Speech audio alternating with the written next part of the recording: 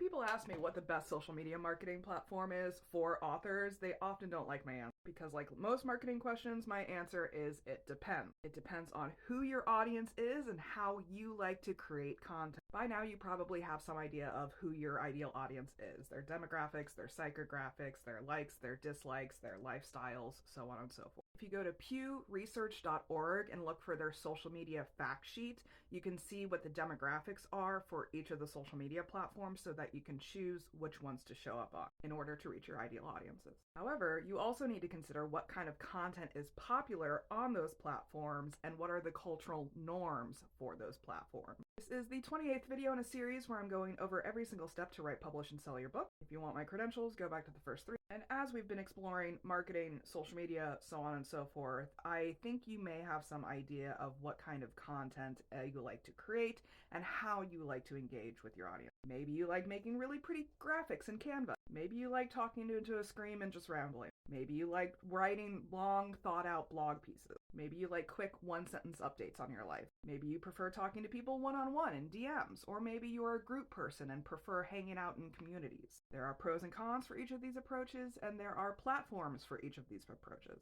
I recently sat on a panel for social media marketing for indie authors at Worldcon Seattle this past week, and one of the questions that we got from the audience was about the increasing amount of fragmentation between platforms, meaning that it is less and less likely to have a broad swath of people existing on one platform in particular.